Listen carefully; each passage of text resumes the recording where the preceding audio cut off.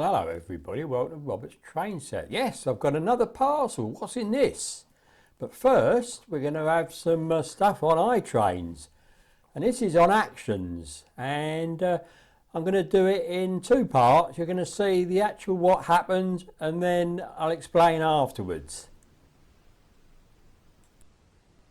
So the layout is peaceful. There's not a murmur of a sound or anything. So what it's waiting for? Well, it's waiting for me to put in the only thing I need to put in to start this whole video going, and that is the time on iTrains page. And I can put this in at any time I want and any day or whatever, which we'll come to later on in the video. So as you can see, we've got a few trains you can see and probably a few that you might not be able to. But you'll see all of these run. We're now going to the multi-screen, and as you can see the clock's just clicked down to 9 o'clock and everything is about to start.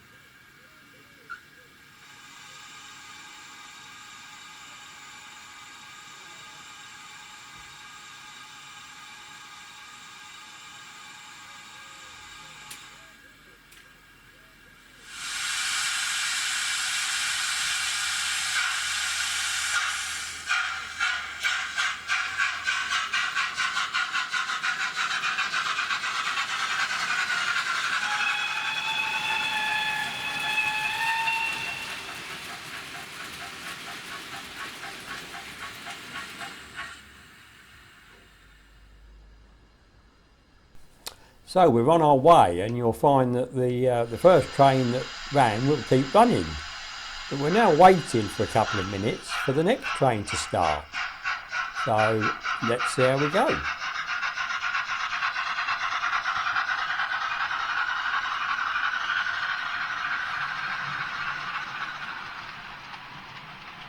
And although this train is well over length, it seems to work quite well.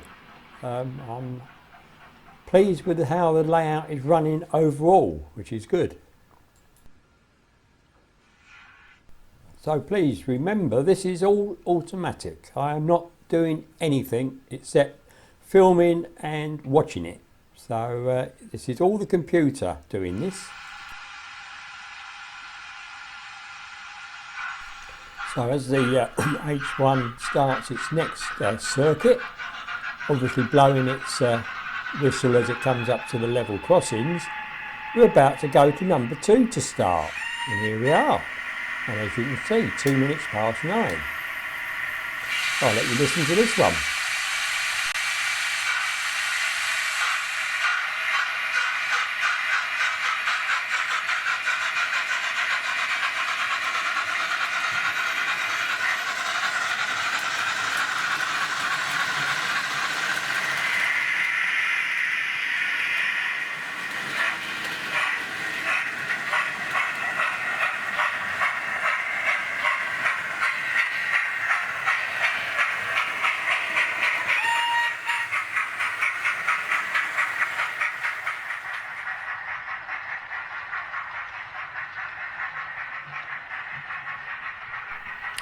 So as you saw, Lord Nelson blew its whistle as it came up towards the crossings again. This is all automatic, and we've got a bit of wait now for the next train to run, which will be the large prairie with the Mark 1 British Rail carriages, because this isn't due to leave until 5 past 9. So let's watch the trains go by a bit.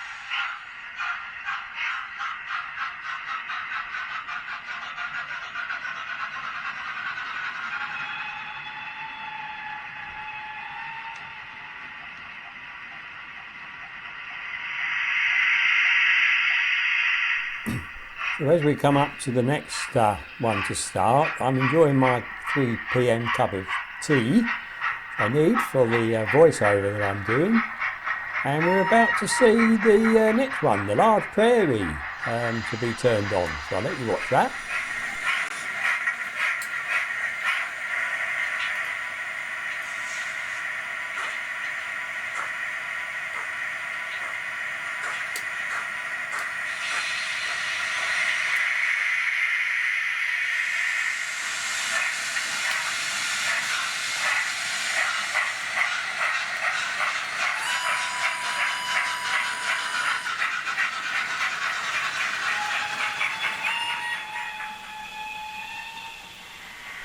So you may be wondering why that wasn't a large prairie going, that was an N7. So why did that go?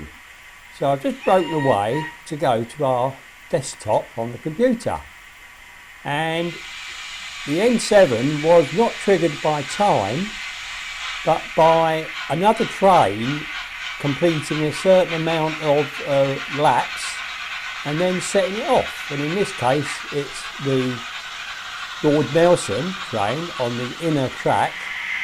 And what you're seeing here is, as it goes round, there's a little bit of stuff in the middle there, right by the sidings, and this times, or rather is activated by the train going on one particular block. And if you watch at the end, I'll show you what does that. But you'll see it there, it clicks there, and it clicks a few more times, which it shouldn't do, but it does, and that's what set off the prairie. So let's go back to the trains now, shall we?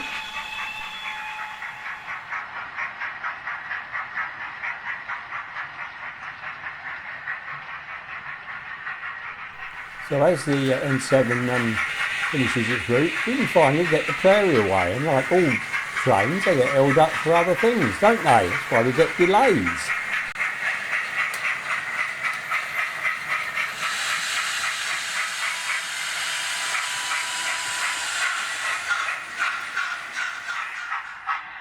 So back to the full size, and I've got the whole thing on this particular bit of film, but I'm breaking it up so that it makes it more interesting. So the next one is the HST, which you can't see, but it's in the tunnel to the left hand of the thing, which I didn't get in.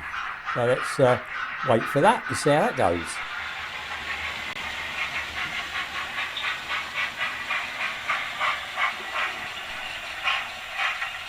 And like the large prairie, this was held up as well, so we've got it turning on, the lights coming on, and it's going, but there's a delay.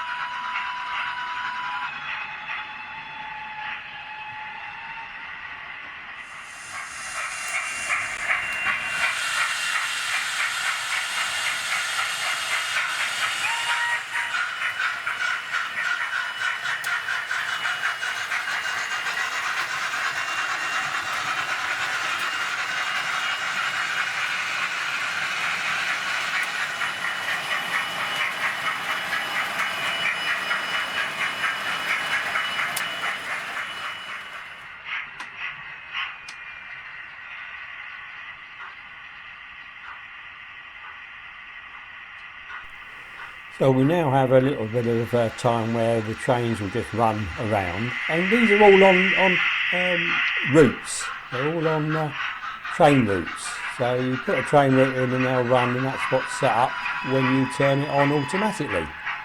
And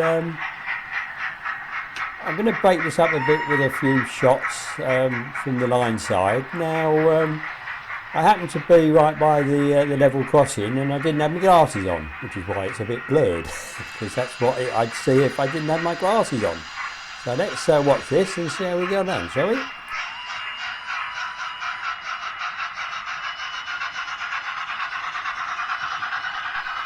And you notice the HST going through and the stopping there, which is perfectly normal. Those get stopped from time to time. But the HST is going to do another one of those triggers, which we'll see a bit later on.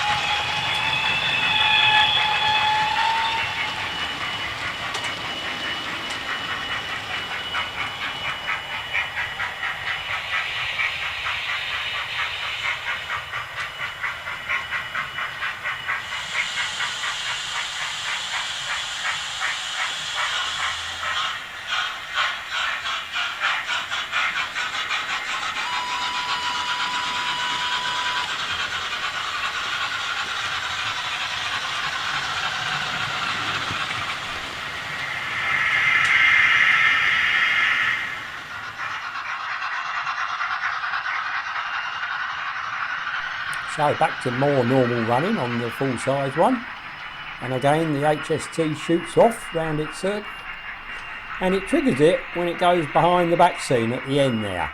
So as it goes around there, which you'll probably see in a minute, hopefully, there it goes. So as it goes round there and changes, it triggers the little light again and gets nearer to setting off what it's going to set off. So we'll just watch the end of this, and between this clip and the next one I'll just show you the little thing that you've got on your desktop to see what's happening.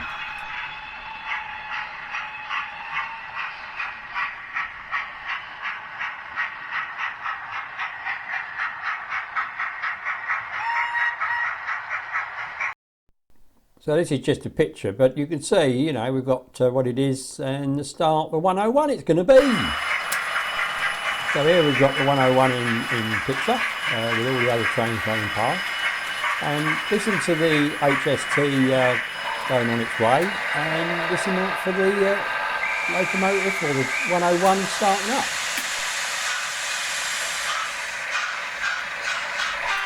So will the 101 be held up by other trains, or will it get away promptly now? We'll have to see.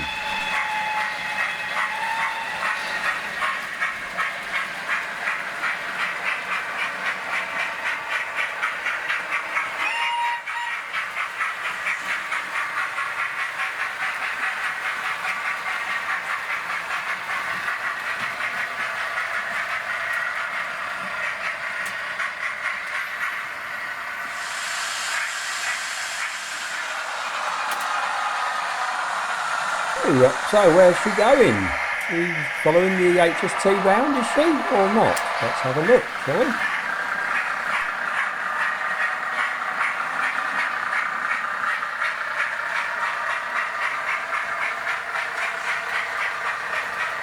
Oh no, she's going into the large fiddle yard. So maybe there's a station behind there she can go to and drop all her passengers off, I wonder. Anyway, we won't see her again, I'm afraid.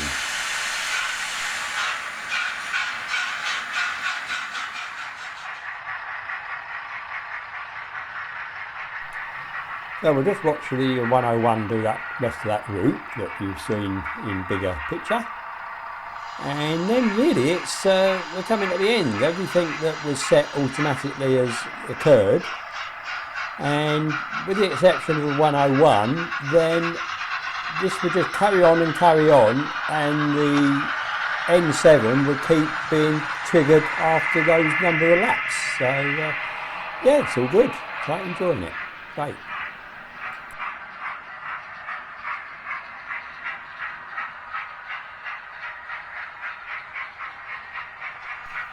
So now, the thing you've been waiting for, what did I buy new? What was in the parcel? Let's have a look and see what we got, shall we? And then afterwards I'll explain how some of this worked that you've just seen.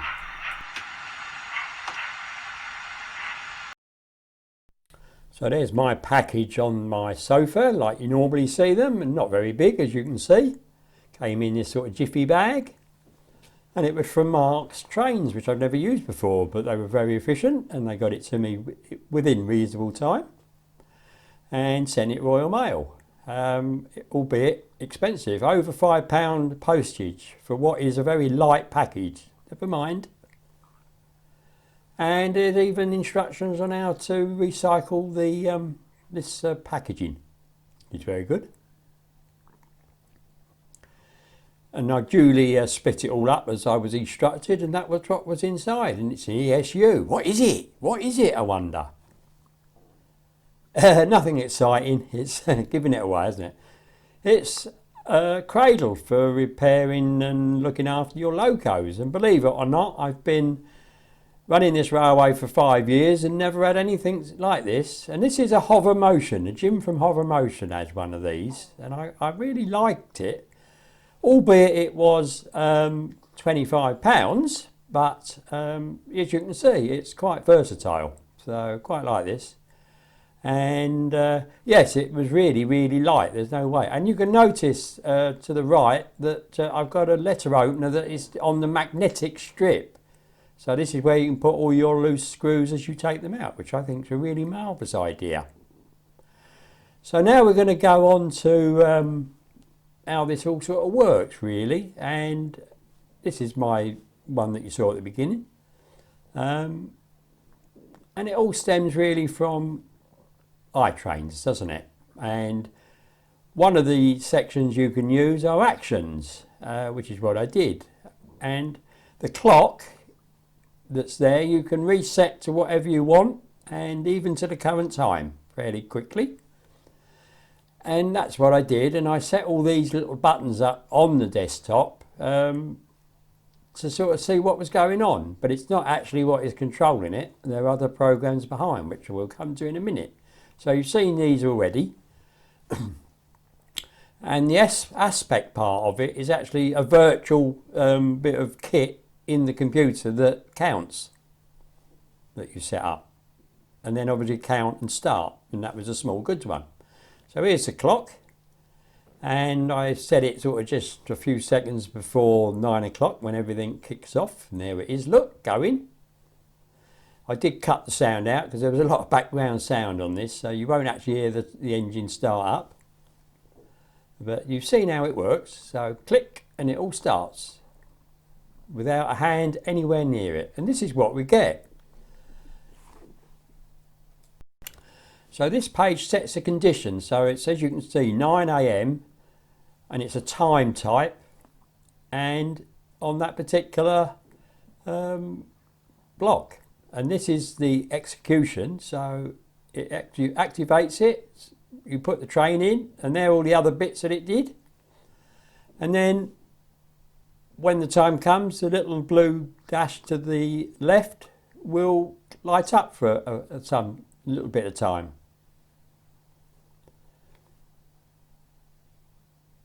And as you can see on this, to get the blue on the desktop, so you go to the desktop and you just use that blue button, and then it's fairly straightforward to get it sorted. And you can see it here, look. So we've got the count for the HST, and also where it starts up. That's not very well explained, I'm sorry, but that's how I am. So count and start, again you have a condition, which is the block, and a feedback, and on, as the train hits it. And then here we have the execution, which is quite easy, accessory, the condition bit, and the toggle. And the toggle will count it. And it counts to 6. So this one counts to 6. And then it will go to the execution. Eventually, there we are, and it will do what's on that block. And I just did put in what trains they are, but I think you can just have actual train if you want, and it will do what's ever there. But you do have to get the right signal for the sounds. And then to blow the whistle every time it comes round, again the block, and the block occupied. And then all you do is the locomotive function, what you want, and the locomotive, and the pulse comes up automatically. And if this drives you up the wall, you can turn this off, so it doesn't do it all the time. And this is all the separate things you can have to operate it. And on the execution you get a similar one, but I didn't click it down, so just use your imagination. It's very as comprehensive as what you've just seen. So it's coming along quite well, isn't it? So just to finish off, a few more running shots that I took from the running sessions.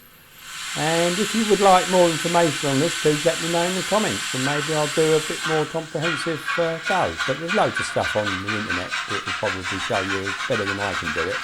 So I hope you'll enjoy watching these trains run round, and I'll see you at the end.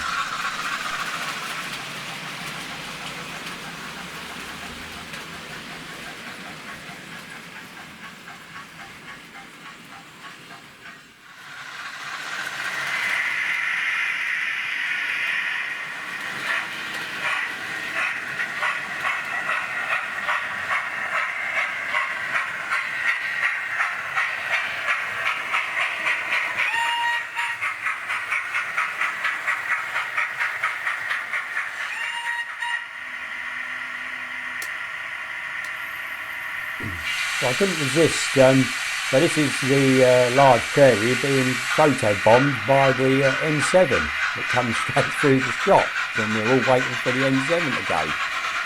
So it's just about to come up, I think, we'll find.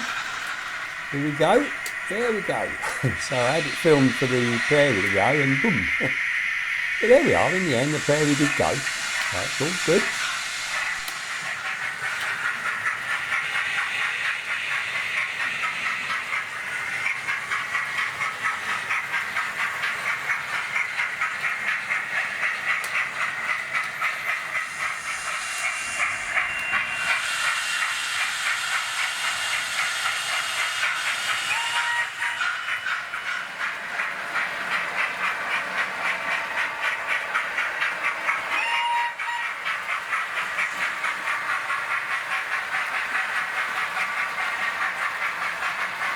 So we just have one last bit to do, and although I could have got them all to turn off with the program, I didn't. I did it manually, but as you can see, we've got a nice silent layout here.